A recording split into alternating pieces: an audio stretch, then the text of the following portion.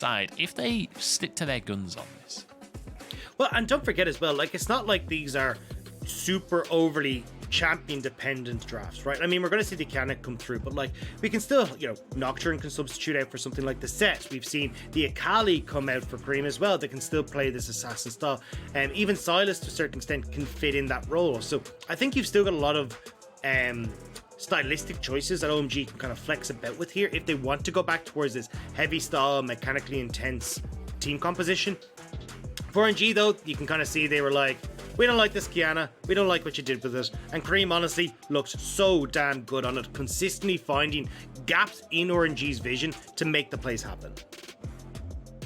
Yeah, it does mean the Akali's open though, which could end up being a priority pick across this series here. I'm not even going to talk about that unless it gets locked in.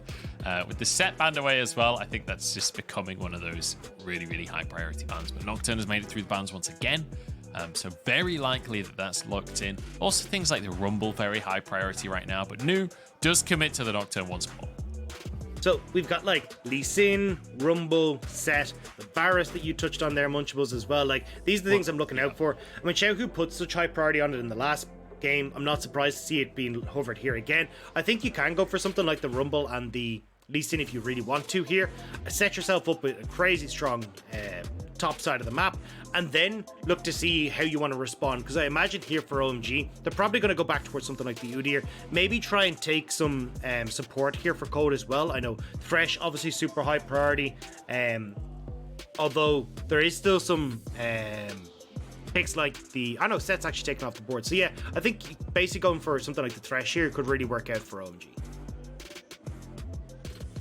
Well, Wei could go towards the Udyr, let's be honest. This has been pretty easily his most played of the year so far. It was 100% of the games in finals he played that Udyr. Kai'Sa is available. I'm a little surprised that RNG didn't lock that Kai'Sa in for Gala themselves, honestly, because with how that looked in game number 1 for Abel, with the fact that it's a takeaway for OMG, I mean, I'll be shocked if it's not locked in this rotation for OMG, but they go for the Akali we talked about. Kareem just locks it in blind. Kareem is so damn clean in this Akali. I hope it is going towards Kareem. Now, you can flex that towards Nu in the top lane. You know, you put the Nocturne mid, even jungle. Like, still a lot to move about here with, but Kareem's Akali looks so sick against Invictus Gaming, and it looks like Crying still going to kind of have this opt-out strategy. He's going to go towards the Twisted Fate, where he's just going to look to try and CC Kareem as soon as he tries to go in aggressively, while also being able to play towards either side lanes. Now, can work very well towards Xiao in the top lane, or trying to set up Gal in this bottom side of the map as well. I will just say, Carly can land the Shuriken. You can follow the Twisted Fatal. That is a thing that exists, so maybe not as much of an opt-out as Cryan is potentially hoping for. We'll have to wait and see. Xin Zhao going to be banned away, as is the Thresh here, trying to remove some of the safety from Gala, as once again, we are seeing this composition from RNG where it does seem to be focused towards the bottom side, although top lane dives definitely available when you've got a Twisted Fate and an Udyr. The volley bet being banned away from Aki as well. Yeah, so basically trying to hard force OMG to go towards this Rumble. I mean, even in MSI, Wei like to go towards this Udyr over the Rumble consistently, and having a kind of a higher impact when it came towards just ganking and getting a bit more control when it came towards actually setting up his lanes. But looks like Gala gonna get his hands onto the Ezreal, so one of the first times we've seen him bring that out, obviously first time this split, but excited to see what he can do on this pick, because it's not something that we've seen from it all in spring. Yeah, Ezreal coming through from Gala. Not, as you say, not the pick we're used to seeing from him, but certainly has that safety, right? When you're playing against a composition that is pretty much exclusively assassins that are trying to kill you, I can see the logic of the Ezreal pick in that kind of situation. Cold goes for the Rel, so a lot of big, hard engage, a lot of follow-up. This is such an exciting comp from OMG. I love this new identity from them. Right, and it's a very similar composition to what we saw in the last game, right? Nu still on the Nocturne, you have that Rumble again for Aki, and all we really did was just substitute out the Kiana for the Akali. So still having that backline execution, having Code as well, swapping in the Leona for the Rel, still your big engage support. So I think this is really, really good from OMG. Now, though, you can see on RNG's side, they have a little bit more I'm going to say survivability when we come into these fights, right? We've got Ming, who can try and stop a lot of these damage, a little bit of a disengage coming through for the Glacial Fissure. You've got Ezreal, who's a little bit more self-sufficient as well with the Arcane Shift. So a bit of an easier time for RNG to manage, but I've still seen too many Akalis just rip through Ezreals. So I wouldn't be surprised if Cream is still having a lot of fun times in the backline of RNG next game. Yeah, and I think a crucial thing to mention there as well is when you're talking about Akali versus Ezreal specifically, one of the benefits of this Ezreal build is that you can go for, or the current meta Ezreal build, is you can go for a Frozen Heart after going for your Murray mana, right? You get a bunch of tanky stats as well as having the mana that's converted to damage. The problem with that is Akali doesn't deal physical damage, or at least not much of it. Like, she does a lot of magic damage, and even Kai'Sa actually does a reasonable amount of magic damage. So this Ezreal build, not as effective as you would think against specifically this composition from OMG. Yeah, and it's been a little while now that Akali's been changed over to pretty much all magic damage. She used to have a lot of mixed damage, but she is very much now magic damage oriented, so it becomes quite difficult to actually try and keep yourself safe, especially again if we see this kind of combo coming through from the Akali and from Abel on this Kai'Sa. I'm super excited to see OMG play at this style. Now, I think as well, RNG, we're going to have to see what Ming can do. Whenever you see an Ezreal, you're like, cool, your support's free roam. They can do what they want. And on a Braum, not really a champion that you kind of considered like super strong in the roams, but can do relatively well. And I think for this game as well, RNG with Xiaohu in this top side will be looking to try and set up this Lee Sin alongside the Twisted Fate and see if they can play at the map better than they did in the last game. That's going to be the question, is how can we set up the map? How can we set things up, Kareem, once again on the Akali? And I feel like it's kind of interesting the way we look at this game, because while Kareem is the most exciting player to watch in my mind, it's not Kareem versus Cryan, really. As you say, Cryan's going to kind of opt out of that mid lane matchup to a large extent and look for dives elsewhere. But with that Braum and the Ezreal in the bottom lane, it feels to me that RNG are changing their composition or changing their style coming into game number 2, trying something different and looking to set Xiaohu up once more. It's what worked all through the spring split for them. It feels like maybe level 3 dives on towards Nu. He died twice last game as well. Could be just all about bullying him in the early game. And this has been the fallback plan for RNG in a lot of situations as well, because even last split where things started to go a bit awry, they'd always go back to, okay, Xiaohu Lucian, Xiaohu carry, Xiaohu do something. Like, we need you. It's like the bat signal going off for RNG. And in this game as well, we're seeing them kind of fall back to that strategy where it's like, cool, yes, Gala will be a threat late game, but he's not going to get attention. Because he's on this Ezreal, he's just going to be ramping up in that bottom lane to these 2 Adam spikes. And when you have Cryan on this Twisted Fate as well, you know that attention is going to be put towards the top side and trying to set up this Lee Sin. We'll see if they can set him up. On the other side of the board, though, OMG is Aki starting at the bottom side. Actually started with his Raptors here, and then we'll move up towards his top side. It does feel like, yeah, I mean, OMG, we kind of set this composition up last game, right? Of how you want to get your 1-item spikes and then pop off with the team fights and just run away with things. It feels like while there are a couple of pieces that have changed in that Akali, in the Rel from Cold, fundamentally, it's still basically the same composition. Yeah, I mean, there's very little difference here. I mean, yes, you don't get that same kind of massive ultimate in the Supreme Display of Talent, but a lot of backline threat here for Kareem, and we'll be keeping an eye out for him on the flanks. Code as well, swapping Leona to Rel. Still your big tanky engage tool. Still looking to see if he can have a massive impact. Now, I think especially for a Rel versus Leona in the Ezreal matchup specifically, it's a lot easier for Ezreal to deal with a Rel with the Arcane Shift. Like, solar flares can catch you from much further away, whereas Rel has to get up close and personal. So I think Gala, at least this time around, should be a lot more comfortable. And it's more so Cream that he's going to be keeping his eyes out for. Yeah, I mean, inevitably, Cream versus Gala is going to be one of the main storylines of this game specifically. But honestly, the big thing on my lips is the fact that OMG are 1-0 up over RNG right now. And that's not something I expected to say today. But wait, once again, intelligent pathing here moves towards the Krugs, but actually goes for the recall. It looked like he was going to go for it. I saw some on the way pings there, but looks like he backs away in the end. He's just going to drop a ward, and he will immediately spot Aki, who's going to move over to the Krugs now.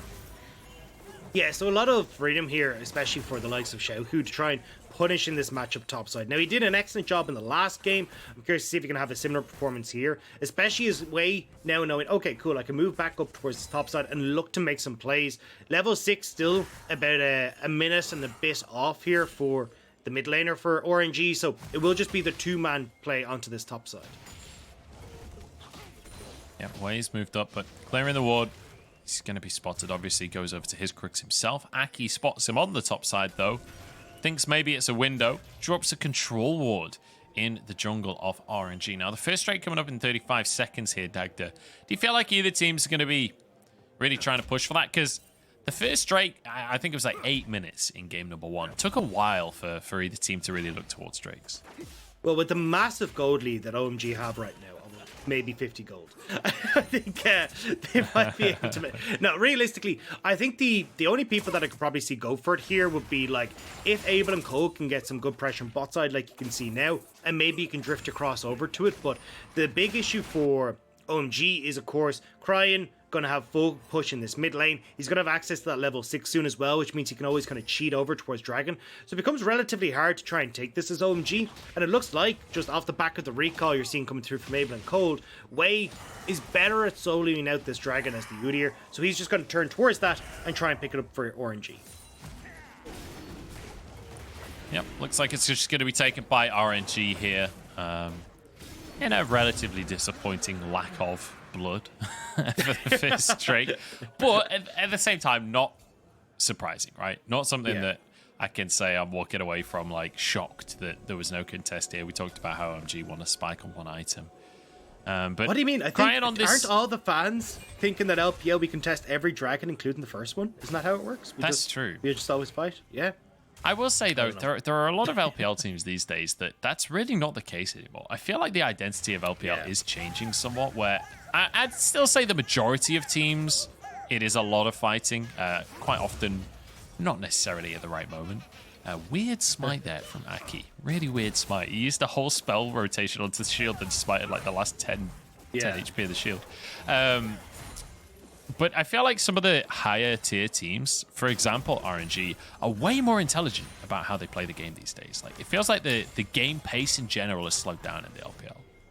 Yeah, I think a lot of teams are still kind of looking like IG, top eSports. I mean, even FPX to a certain extent as well, although FPX have kind of cleaned up as too. But definitely, like, when you look at teams like RNG, they're a completely different beast. They play the map so much better. They're not just about, like, bashing heads with people and going to mechanically outplay you. Like, they have the skill too in a lot of the roles, but it's just not their motif. So I think especially the conversation, I think, after MSI is certainly changing when teams kind of went, hang on, we're like 15 minutes into the game, there's been like 4 kills. Like, this isn't LPL.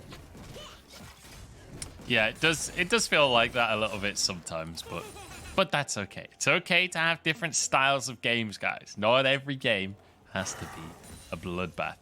But I was just having a little peruse on the old internet, Mr. Dagda. I was having a look at the match histories between these two teams, because when you look at specifically the LPL, I was curious when the last time OMG beat RNG in a series was. And if you scroll through the head-to-head match history, the last time OMG won a series over RNG was Summer 2017. Now that is a long old time ago. Icon was on the roster, SMLZ was on the roster, and then 5, which if I'm not mistaken, 5 is Cold's old username. Yeah. So Cold was in that game. Ming was in that game, and we're gonna have to stop history time. We do have to stop talking about history for a second here. Oh, jump on in, but he's forced away. Cream goes back onto the play. Shahu's taken down. Wei getting chased out. Cryan falls as well. And Wei is left without any teammates remaining. This will be Herald for OMG. And a nice play coming through from OMG to try and turn that around. Because you can see Wei started that invade, and we talked about how, because you've got the Destiny and Twisted Fate, you can always kind of cheat across with the priority in mid lane, but you already had entirety of OMG's top side ready to go for that invade. So OMG, great play to just turn that around. And again, early kills going towards Cream on this Akali. We saw the early plays coming through from the account in the last game. And if he just gets completely out of control with that Dark Seal already having 3 stacks, that's a bit of a problem for RNG. Yeah, Aki can just slam a bunch of gold onto whichever carry he fancies. You can even set up new, right? We talked about how we were sort of expecting RNG to try and make some dives happen up towards the top side. That hasn't happened, and now with New having a kill already in his pocket, he's actually going to be set up for success on the top side. So we take another look. It was New that started it all off. It was, but I think you can see here, like, Wei goes in, right? Cryin is not in a position to follow. Tries to burn the Destiny to get out there, which I don't agree with at all, but the whole plan kind of fell apart from RNG. They weren't in a position to try and contest that, and you can see OMG with the New jumping in off of the Paranoia and the Equalizer coming in over the top. Xiaohu's already out of the equation as Cream runs up and finishes off the kill. Look, Dagda, all I'm going to say is we heard that RNG are destroying scrims.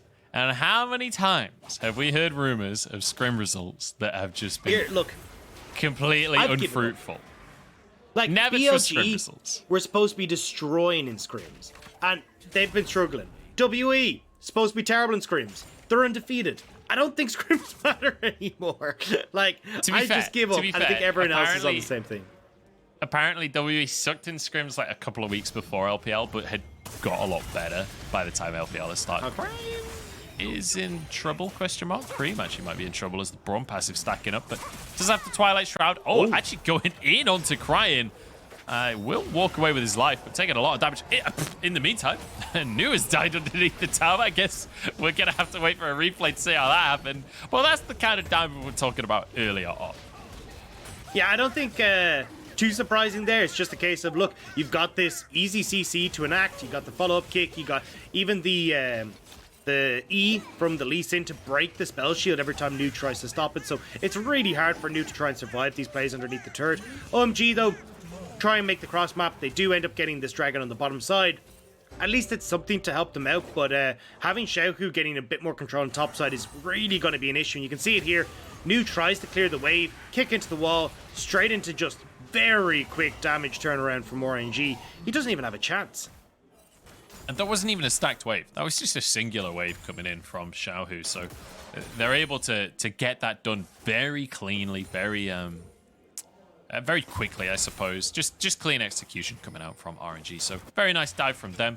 That is the win condition that we sort of talked about before, about focusing on towards the top side, trying to get Xiaohu ahead and New behind. But my question now is, where's Aki going to go with the Herald? And it looks like it is going to be that top side that we discussed as he moves up. Clears away any vision with the Scryer's Bloom. You can see Wei is over on the bottom side of the map right here. And Cream is moving up, Dagda. We're going to have a dive on our hands, I think. Xiaohu pushed underneath the turret. Aki is here, has the Equalizer available. Cryin hovering, has his own ulti. And it looks like OMG have changed their mind. Yeah, Cryin started to move up. They were a bit worried that the Destiny would come through. Now Code in the mid lane, though. They're going for Cryin instead. It was all a bait. He started to hover towards the top side. Wait, Cream's not even settling for one. He wants Ming as well. He knows that the first kill can be finished by Abel, so he threatens for more. And now the Herald in the mid lane. OMG just flipped the switch and blow RNG apart.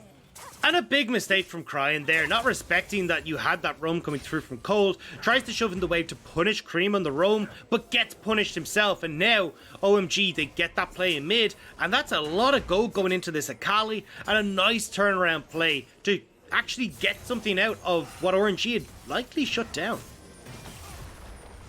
Xiaohu could be in trouble here as he's underneath the tower. New getting fairly low. Somehow Xiaohu's actually winning out trades while underneath the tower of New right here. Where he gets spotted on the control ward. New will back out of there. But that could be Xiaohu finishing this top tower, which is crazy to think about. The fact that they would try to set up a dive on Xiaohu just a minute ago, and now he gets an opportunity like this. Cream wants to defend his ward. That's a 2v1 that I'm not sure you can win, mate. But he's just going to stand there aggressively and cry way back away. Cream, whether he wins this game or not, the man's got presence. You can't deny that. The man is definitely stamping his mark on the mid lane. And, I mean, rightly so, right? 0-2 for Cryin in the mid lane, a 10 CS advantage for Cream. The problem though for OMG is the side lanes. Xiaohu just taking that top lane turret for himself, big gold lead, kills. You can see almost a 2,000 gold lead for himself, about 1,700. Look at that bottom side of the map as well. Gala, he's sitting about 200 gold up because the CS, because the 2 turret plates he's got to pick up for himself as well. So, like, there's a lot there for the side lanes for RNG. It's just as long as Crine is able to keep it all together in the mid lane and not allow Cream to snowball this out of control. But with that Riftmaker completed, Cream is pretty big right now.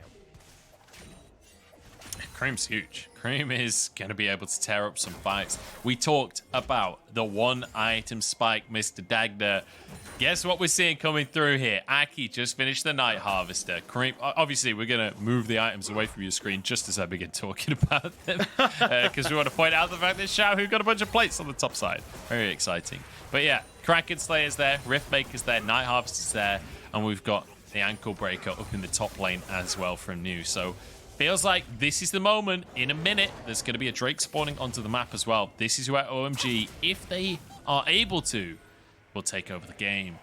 TP from RNG as they look to make a dive happen on the bottom side. Good ulti coming out from Colt to try and deny some of this 5 members strong, with this 3 here from OMG as Cream arrives.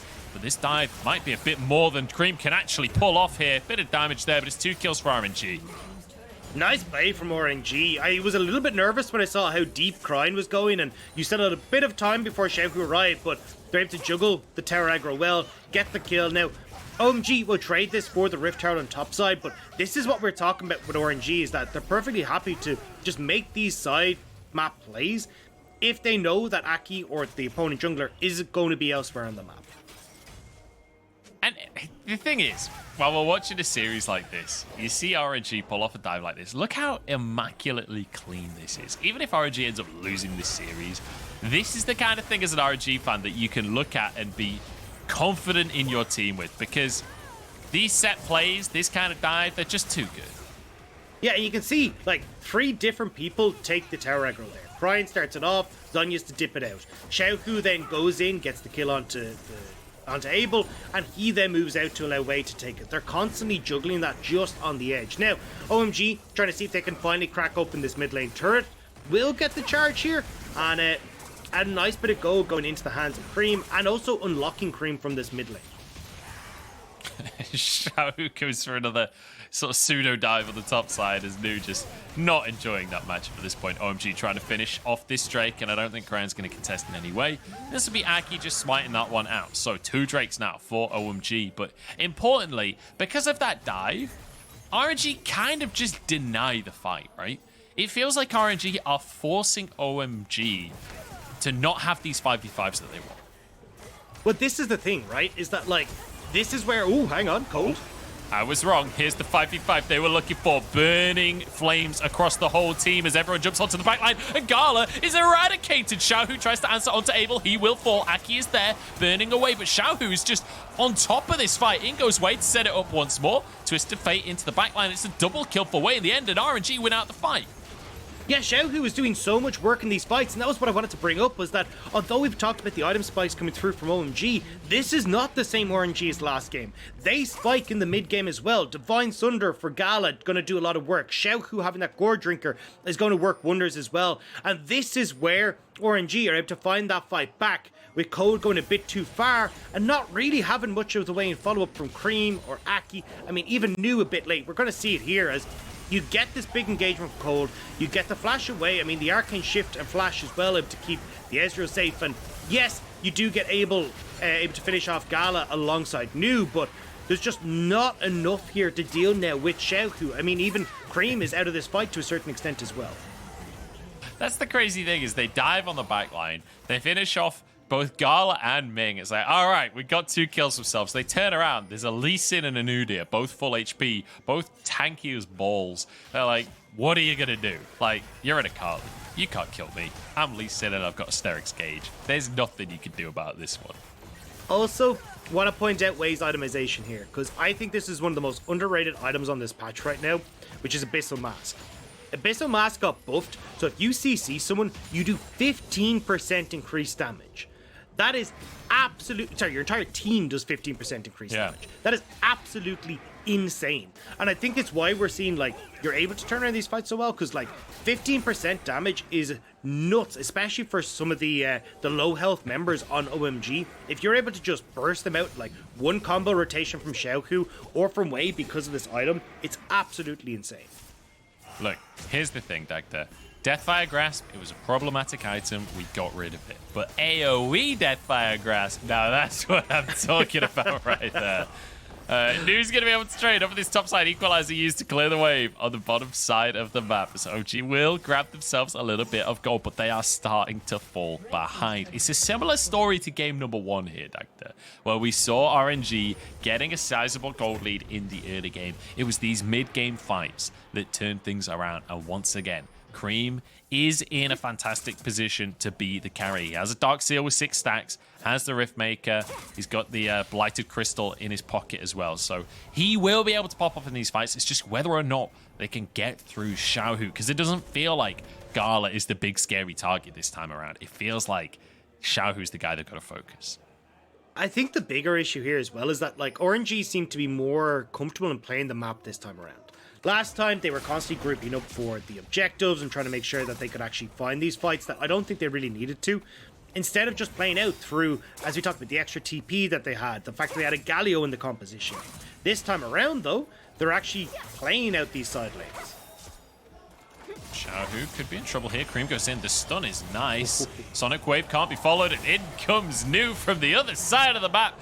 And Xiaohu did his damnedest to survive. But he will go down in the end. TP available for Cream as Baron is started by RNG. 3 people went to the bottom side to answer here. And it means RNG have a chance on a Baron. Brian's going to teleport straight onto Cream. He uses Zhonya's to buy time. Ming burning down here. Wade's going to be on the scene as well. Cream goes into Twilight Shroud, and he somehow survives this one. OMG have answered beautifully. They deny the Baron, and they get away with it. That was immaculate from Cream. The fact he actually managed to survive that stopwatch shuriken flip into the Shroud means that you actually can't kill him off as RNG, and now RNG are kind of left with high and dry as they go, well, we haven't actually got anything. They get the kill on the bottom side. They stop the push from Xiaohu, plus get some much needed gold in towards Nu. And you can see here, Xiaohu knows he's got the ability to kill Cream, and actually with this kick, nearly had it. If he was able to follow up on that, he would have been able to. Had to dodge away from the stun from Cold though, and that buys just enough time for Cream to scatter, and then for Nu to follow up with the paranoia. So really nice play by OMG, and this was what I was saying was like, RNG can play side lanes, right? But if you're not in a position to follow up correctly on it, OMG can go for this and now turn back towards their win conditions, which have been the likes of these dragons.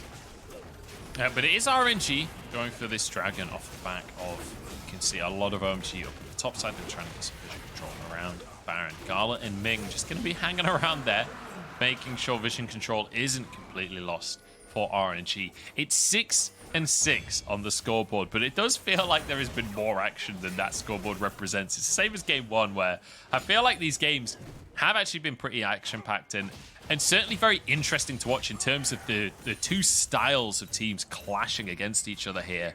But the kill count, not the highest in the world. As Xiaohu getting some of that split push pressure that we know and love from this top laner. I think this is a better arrangement though for RNG, because certainly Xiaohu doesn't have to worry about like Nu now actually being able to pressure alongside Cream in these bottom sides of the map. He only has to deal with Nu with no teleport available for the Akali, and he's able to beat him out 1v1. So you can see Aki's trying to hover to make sure they can hold on to this bottom lane structure, which opens up so much more time for RNG to get side lanes in their favor, start to get control around this Baron. It all becomes a lot more difficult. If it's Cream though that's facing up against Xiaohu, Cream can actually wave clear relatively well, keep himself pretty safe, but they can always have Nu sit behind him, and if Xiaohu overextends, they just go for the same play that they did in the last round. Xiaohu was at risk of overextending there, but he doesn't go for it. Just clearing a bit of vision, playing this one safe, waits until he can see people on the mid wave, and then will return to that bottom lane. True Shot Barrage onto Abel from Gala. Good chunk of damage there, but importantly as well, let's revisit itemization for these AD carries. Is Abel getting close towards that 2-item mark? He's snuck a last Whisper in there, so his second item will be delayed, which will inevitably be that Phantom Dancer. But for Gala, He's gone for a Hex Drinker on this one. He knows Cream and Aki are doing massive amounts of damage, so getting a bit of MR. And that was the weakness in the Ezreal build that we talked about before the game. He's covering that weakness up, while the rest of his team starts the Baron off. So far, OMG have absolutely no information on this, but you can tell that they are suspicious. They know something is up, and the team is going to start to move in. New has teleport available here, and RNG will respect it. Yeah, you can see Cream using the Shuriken flip just to check in, see what's going on, so you can always pop back to the Shroud. But again, I mean, it's just kind of opening up a little bit more time here. OMG, though, still threatening RNG, but my eyes were always drifting down towards that bottom side. Like, where's Xiaohu positioned? What is he trying to do while we're having this Baron dance from RNG? And it's not like he's getting much done, right? I mean, New was able to push out that wave, no problem, and now you've lost pressure on the map, and there's not very much that RNG can actually get. So RNG, they keep on toying with this idea, right? This a couple of times in this series where we've seen them just start a Baron just to see. And it feels like that's a hallmark of high-level LPL teams is, let's just test the Baron. Let's see if we could go for a Baron. Maybe we don't get it. If not, no worries. Hey, it cost them last game. Maybe we just get a Baron. It did cost them the last game, but we have seen it work for many LPL teams in the past. We saw them do it countless times at MSI, and occasionally a team won't check it. Occasionally it will just go away for free, and RNG get a Baron off the back of that. So I'd say a lot of the time it's worth the little risk. Yeah, I think the thing here though is like, I want to see RNG actually like playing more with this Twisted Fate, because right now it feels like Cryin is basically on like, hey look, I'm just going to clear top wave and then I'll just join the team again, and they're not really getting too much out of it. And I can understand they're a bit worried. You know, Cream is huge right now. He's going to be able to solo out Cryin if Cryin ever runs into him, but looks like we might get to play mid here. Oh, Gala's in trouble. He already used Arcane Shift, has to flash over the wall here. Abel is low on HP as well, though, as Ming on the equalizer has to get out of there. Xiaohu with the TP to join in onto the fray here. He's on the backside of things, but Abel gets the first kill. Xiaohu in the middle of everyone, just causing absolute chaos. Cream doing the same on the backline of RNG. Cream goes in onto Xiaohu. Gordrick to keep him alive. Cold actually re-engages. I'm not sure that was the play there. Xiaohu jumps back into the fray as Cold falls now, and Xiaohu continues to chase. This guy has energy, not mana. He can keep this up all day long. Aki turns gold. New trying to back away. The recall in the bush from Abel. Looks like he might just get away with it. Gala doesn't notice. Abel is out of there. But Aki might not be so lucky. He's stuck between a Gala and a hard place. And that was not the fight that OMG wanted. It nearly went so well, where they could try to get on towards Gala, execute him alongside New and Cream, but unfortunately, Gala's able to eke his way out over the wall, and with Xiaohu causing so much of a ruckus, they're not able to do anything. Now, RNG potentially turning towards this Baron. 10 seconds on Dragon as well, so won't be able to pick up both, but want to see if they can get the big purple worm at least. They're going to start it off once again. New is here, though. Aki's not up for another 10 seconds, but OMG, that's not going to let him... That's not going to stop him from contesting here.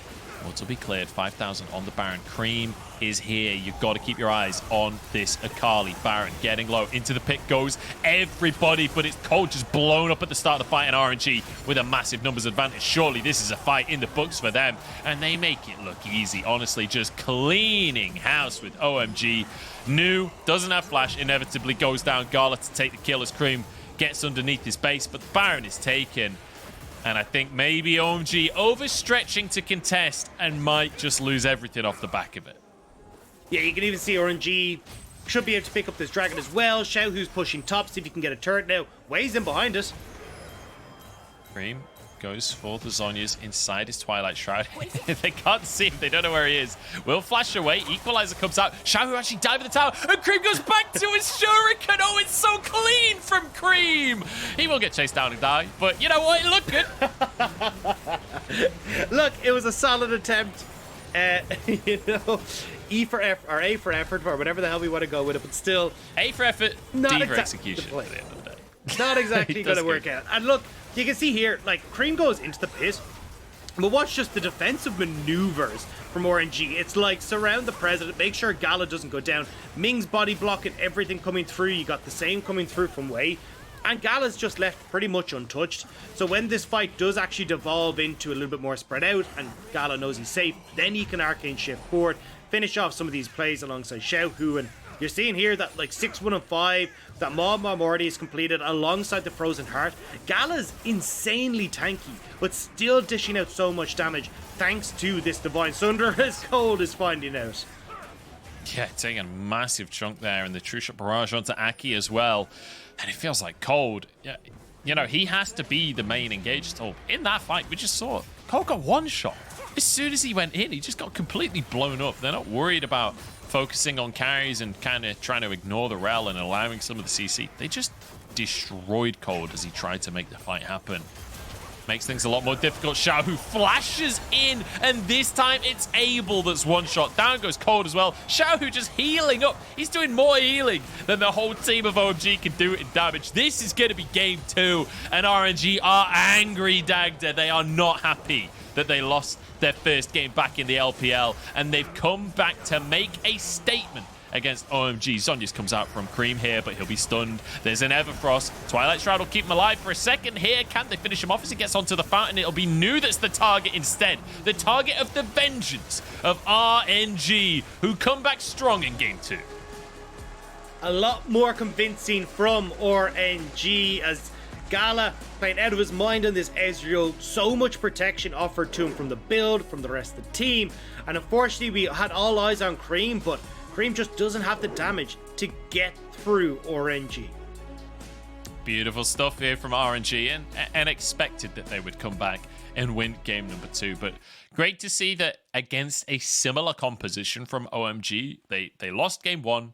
They assess what happened in game 1, come into game 2 and go, okay, here's what we need to change. Here's how we do things differently. And honestly, it was a pretty immaculate game. There was 1 or 2 fights that went the way of OMG, but generally speaking, it was OMG picking up scraps as RNG were in control the entire time. Yeah, I mean, we definitely saw RNG having a better understanding again of how to play the early map state. Cryin obviously getting picked off twice didn't really help the situation, but side lanes certainly in their favor. Massive control for Xiaohu top lane.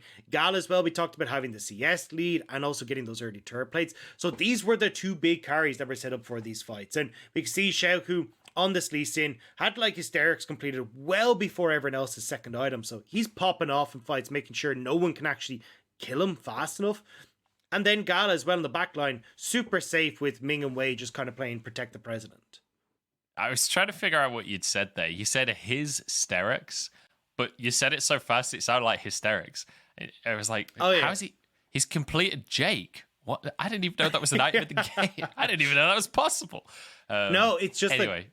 Hysterics has such a fond love for Xiaohu that he has found completion by watching Xiaohu. Fair enough. I'm going to move on. I have no idea where to go with that one. It is going to be evened up, though. RNG looking pretty damn good in game number 2. We're seeing Scrim RNG coming back. We're seeing the MSI champions coming back. Game number 1, a fantastic performance. But once this Kiana was taken out of the equation, that same setup felt like it was lacking, right? This Akali, while Cream looked individually really great on the Akali, it feels a little bit like Cream needed to be the setup for the team. Maybe changing this Nocturne pick could be the answer. Get like a Gnar or something that can kind of set the rest of the team up to win these team fights. Yeah, I think the biggest answer was just the opportunity here for RNG to fight mid-game, right? We saw in the last game they tried to contest a lot of these fights before they were really up and running, and it ended up giving a whole bunch of gold across the OMG. Again as well, really smart itemization from Gala.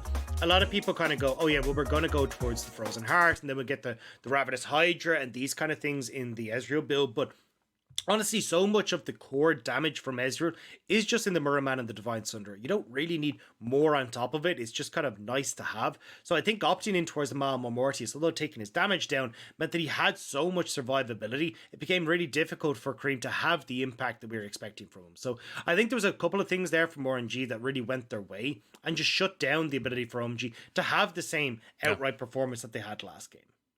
It does feel like a little bit of a rinse and repeat from both teams, right? But with slight tweaks, where RNG just changed their strategy ever so slightly, having, like you're saying, the Ezreal that's a little bit safer, the Moramal Mortius to deny some of that dive potential, banning the Kiana so that the setup isn't there from Cream, so Abel can't have the same freedom in these fights. And it feels like just a couple of little tweaks from RNG, and suddenly compositions that looked very one-sided towards OMG in hindsight from game number 1 suddenly now feels very one-sided towards RNG. So really, really intelligent stuff coming out from RNG in our second game of the series. And that means we get to start our day off with a full 3 games for RNG. And it had to be this way, right? It's their first game back in the LPL. They had to go the distance. We'll see who can finish this one out